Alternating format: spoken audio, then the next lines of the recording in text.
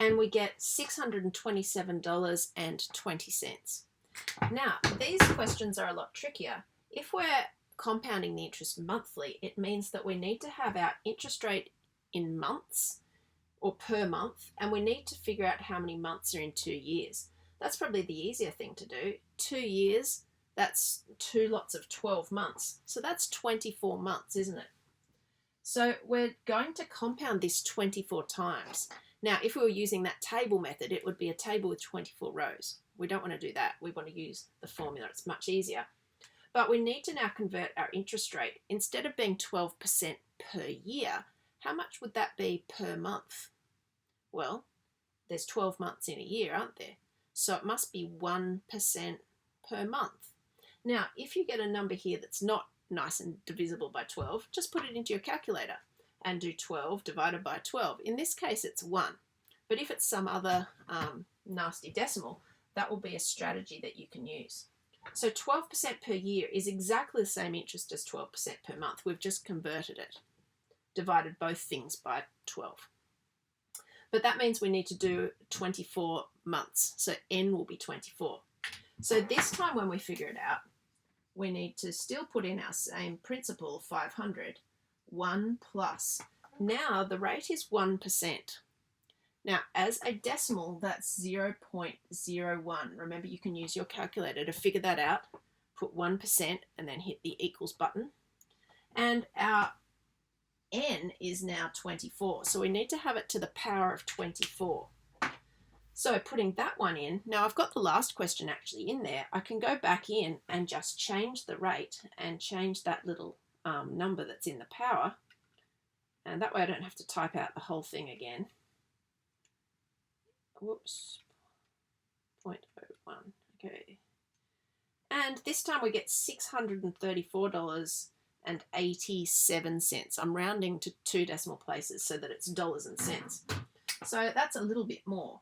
$634.87. Sorry, my pen's a little bit dodgy down there on that part of the board. Oh, that looks terrible, doesn't it? $634.87. Okay, so we got a little bit more interest was charged doing it this way. And that's because the interest rate was the same, but we just compounded it more. And that made the money build up, so it's a little bit of a bigger amount than in that first example. Now, quarterly. What's a quarter of a year? Well, a year's got 12 months in it, so a quarter of 12 is 3. And if you're not sure, use your calculator, quarter of 12, and we get 3. So how many quarters are there in a year?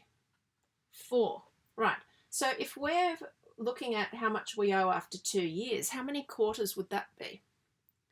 How many quarters of a year are there in 2 years? Well, there's 4 quarters in the first year and another 4 quarters in the second year, aren't there? So there's going to be 8 quarters. Now, we need to convert our interest rate so that it's per quarter.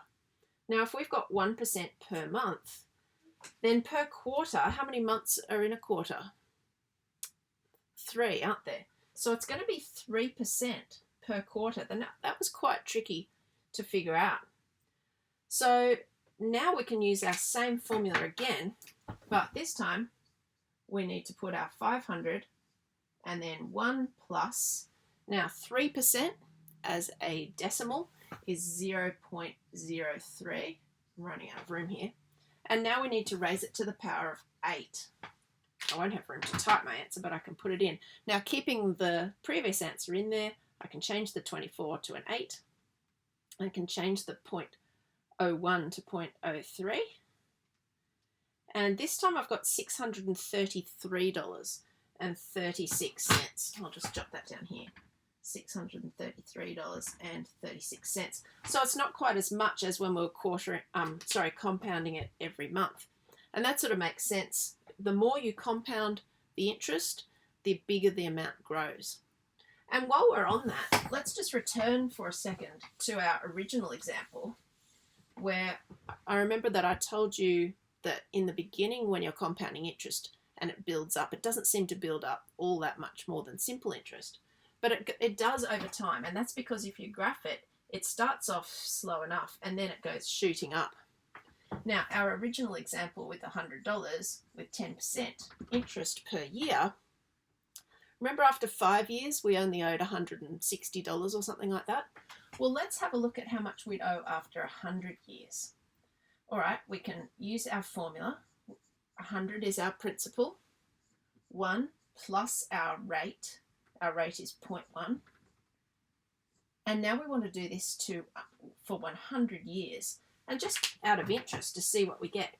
Now, if you're using simple interest, what would you owe? Well, every year you'd be paying that $10 interest, wouldn't you? So after 100 years, you would have paid 100 of those $10. That'd be 1,000. Plus you'd owe the 100 that you borrowed in the beginning. You'd owe 1,100. Let's see how much you owe with compound interest.